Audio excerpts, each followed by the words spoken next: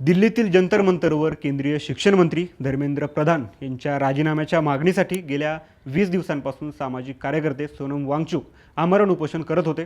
देशभरातून अनेक सेलिब्रिटी, सामाजिक कार्यकर्ते, विरोधी पक्षातील काही नेते तिथे येऊन त्यांना भेटत होते। दिवसेंदिवस वांगचुक यांची प्रकृती खालावत चालली होती, पण सरकारकडून मात्र या आंदोलनाची कोणतीही दखल घेण्यात आली नव्हती। त्यानंतर हळूहळू देशभरातून त्यांना पाठिंबा मिळू लागला। मंत्री धर्मेंद्र प्रधान यांनी राजीनामा द्यावा या मागणीसाठी 20 जुलैला संसदेवर चलो संसद मोर्चा निघणार होता। मात्र त्याच अगोदर 18 जुलैला सकाळी 8 वाजण्याच्या सुमारास दिल्ली पोलीस आंदोलनस्थळी पोहोचले। सोनम वांगचुक यांना पांढऱ्या चादरीत गुंडाळून रुग्णालयात हलवण्यात आलं। आता ते रुग्णालयात आहेत, पण ठरल्यानुसार 20 जुलैला सोनम वांगचुक यांच्या नेतृत्वात कॉक्रोच जनता पार्टीच्या आणि सोनम वांगचुक यांच्या लाखो समर्थकांसह संसदेवर चलो संसद मोर्चा धडकणार होता। पण त्या अगोदरच दिल्ली पोलिसांनी वांगचुक यांना ताब्यात घेऊन रुग्णालयात दाखल केलं। वांगचुक यांना रुग्णालयात दाखल केल्यामुळे 20 जुलैला संसदेवर धडकणाऱ्या चलो संसद मोर्चाचं नेमकं काय होणार, हा मोर्चा निघणार की नाही आणि हा मोर्चा निघालाच तर कोणाच्या नेतृत्वात निघेल, जाणून घेऊ या व्हिडिओच्या माध्यमातून। नमस्कार, मी संतोष, तुम्ही पाहताय थोडक्यात।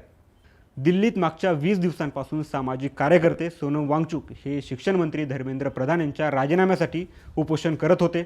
20 जुलैला त्यांच्या नेतृत्वात संसदेवर संसद चलो मोर्चा निघणार होता, पण 18 जुलैला त्यांना आंदोलन स्थळावरून दिल्ली पोलिसांनी ताब्यात घेतलं आणि त्यांना दिल्लीतील सफदरगंज रुग्णालयात दाखल केलं।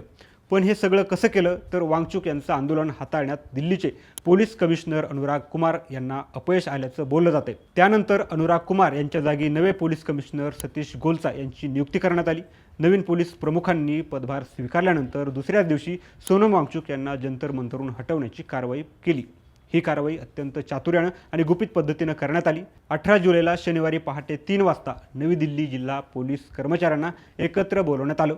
एकत्र बोलावून त्यांना सांगण्यात आलं की संसदेच्या पावसाळी अधिवेशनाच्या पार्श्वभूमीवर एक सराव करायचा आहे। त्यानंतर पोलिसांना आंदोलनस्थळी नेऊन वांगचुक यांना 30 सेकंदात जंतर मंतरवरून हटवण्याचे आदेश देण्यात आले। जंतर मंतरवर पोहोचल्यावर एक फोन जॅमर लावण्यात आला। साध्या वेशातील पोलीस अधिकारी घटनास्थळी आले आणि त्यांनी सोनम वांगचुक यांना एका पांढऱ्या चादरीत गुंडाळलं आणि त्यानंतर पांढऱ्या चादरीत गुंडाळलेल्या वांगचुक यांच्या बाबतीत काय घडतंय हे आजूबाजूच्या लोकांना कळण्या अगोदरच पोलिसांनी वांगचुक यांना रुग्णवाहिकेत टाकलं आणि नंतर रुग्णालयात दाखल केलं। पण आता हे आपल्या मागण्यांसाठी शांततापूर्ण उपोषण करत असताना पोलिसांनी त्यांना ताब्यात का घेतलं असा प्रश्न विचारला जाऊ लागला। त्यानंतर दिल्ली हायकोर्टाचे आदेश आणि बिघडत चाललेल्या प्रकृतीबाबत वैद्यकीय तज्ज्ञांनी दिलेल्या सल्ल्यानुसार वांगचुक यांना आंदोलन स्थळावरून हटवण्यात आल्याचं पोलिसांकडून सांगण्यात आलं।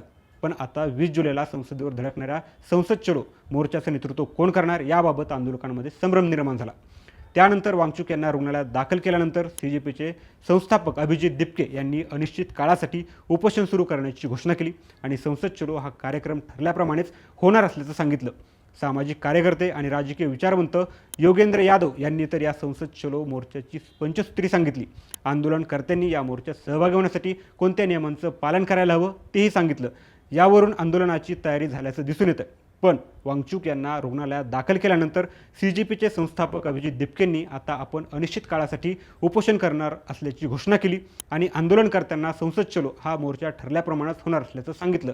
पण आता या मोर्चात सोनम वांगचुक जरी सामील होणार नसले तरी त्यांच्या पत्नी गीतांजली अंगमो यांनी गरज पडल्यास आपण स्वतः मोर्चात सहभागी होऊ आणि वेळ आली तर या मोर्चाचं नेतृत्व करू असं म्हटलंय। त्यामुळं सोमवारी 20 जुलैला होणारा मोर्चा संसदेवर धडकणार असल्याचं आता स्पष्ट झालंय। पण आता सोनम वांगचुक यांच्या पत्नी गीतांजली अंगमो नेमक्या कोण आहेत तर सोनम वांगचुक यांना आंदोलन स्थळावरून हटवल्यानंतर त्यांच्या पत्नी गीतांजली अंगमो यांची चर्चा व्हायला लागली। सोनम वांगचुक यांच्या पत्नी गीतांजली एक सामाजिक उद्योजिका आणि शिक्षणतज्ज्ञ आहेत। त्या लडाख येथील हिमालयन इन्स्टिट्यूट ऑफ अल्टरनेटिव्हच्या सहसंस्थापिका म्हणून विशेष ओळखल्या जातात। सध्या त्या हिमालयन इन्स्टिट्यूट ऑफ अल्टरनेटिव्ह या संस्थेच्या संस्थापक CEO आणि डीन आहेत। ही संस्था डोंगराळ भागांच्या विकासासाठी काम करते। या संस्थेनं हरित परिसर आणि सौर ऊर्जेवर चालणाऱ्या इमारती बांधल्या आहेत। 2021 मध्ये या संस्थेनं सैन्यासाठी सौर ऊर्जेवर चालणारे तंबू देखील विकसित केले होते।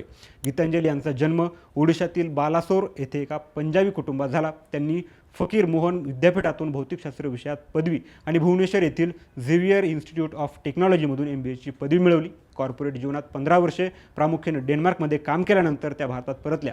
त्यानंतर लडाखला सामाजिक कार्यक्रमात त्यांची सोनम वांगचुक यांच्याशी ओळख झाली आणि त्यानंतर त्यांनी लग्न केलं। हे झालं गीतांजली अंगमो यांच्याविषयी। त्यांनी आता वेळ पडली तर आपण संसदेवरील मोर्चाचं नेतृत्व करणार असल्याचं म्हटलंय। त्यामुळं 20 जुलैला जंतर मंतरवरील आंदोलकांचा मोर्चा धडकणार हे आता निश्चित मानलं जाते।